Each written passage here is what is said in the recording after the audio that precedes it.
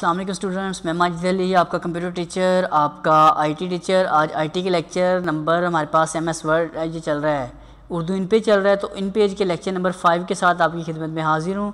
तो lecture number 5 में हम क्या जानेंगे आज मज़ीद काम, वो देखते हैं आपके साथ।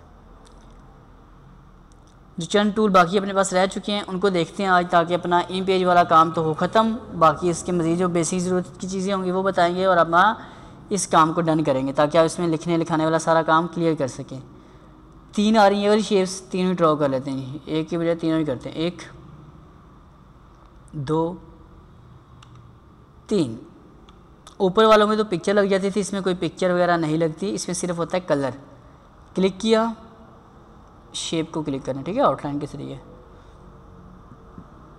ग्रे कलर किया, क्लिक किया, मैं इसमें बॉक्स में क्लिक करता हूँ, नहीं कुछ होता, आउटलाइन पे क्लिक करेंगे। एक कलर येलो कलर, क्लिक किया और यहाँ से आते हैं तो रेड कलर।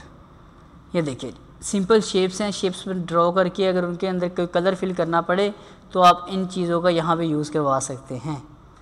यहाँ फिर इसका एक और यूज़ भी छोटा सा कर सकते हो। जैसे यहाँ मैं एक टेक्स्ट लिख लेता हूँ उर्दू का, ये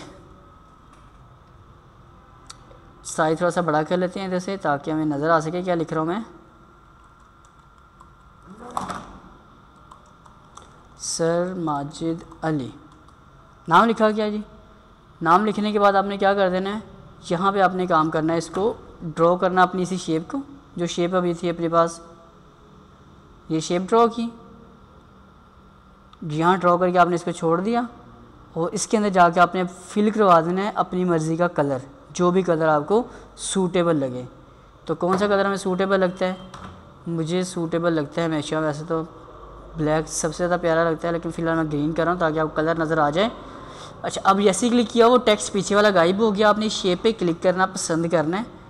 पसंद जब कर ही लिया है तो इसके ऊपर क्लिक भी कर दे, इसी शेप के ऊपर। और एक मेन्यू अपने पास, एडिट मेन्यू, यहाँ जाके सेंड टू बैक कर दें। तो देखिए टेक्स्ट आपका उस चीज़ के ऊपर हाईलाइट हुआ आपको नज़र आना शुरू हो जाएगा।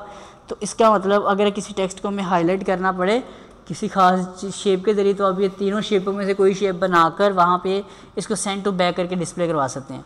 अब अगर आपको इसका साइज थोड़ा सा छोटा करना पड़ जाए, ऐसी कोई ज़रूरत बने तो नहीं हो रहा, आपने इस पेज के ऊपर क्लिक किया और इसको पहले कर देना जाकर एडिट, इसको सेंड टू बैक कर दें ताकि वो शेप ऊपर आ जाए।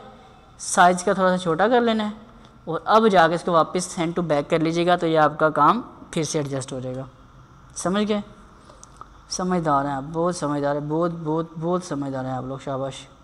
आगे टूल आ रहा है लाइन टूल, क्लिक करते हैं तो जो मर्ज़ी लो जी, लाइनें लगाओ, लाइनें लगाओ, लाइनें लगाओ।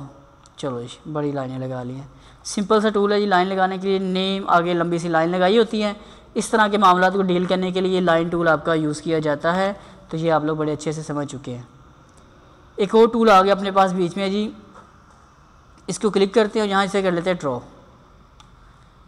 ड्रॉ करने के बाद ये शेप टूल है बेसिकली। हम इसको ड्रॉ करने के बाद ऊपर एरो टूल पे क्लिक करके देखिए जैसे लिखा होता है दूसरी जो आपके साथ टिक का निशान लगाएं, तो आप इसमें टिक का साइन वगैरह बनाना पड़े आपको। तो ये देखिए जी, एक टिक का हमने निशान डिज़ाइन कर लिया। इस पर क्लिक करेंगे आप और अपनी मर्ज़ी का यहाँ से दे दें। कलर ब्लैक है तो ब्लैक फिल करवा दें। तो कुछ यूँ मतलब एक शेप उसके अंदर हम बना सकते हैं माइनर सी, बिल्कुल बेसिक सी तरीके से, जो मैंने आपको एज अ टिक का निशान जैसे लिखा था दुरुस्त, जो आपके साथ टिक का निशान लिखा है उर्दू में, वो टिक का निशान कहाँ से मिलेगा, आप यहाँ से इसको डिज़ाइन कर सकते हैं।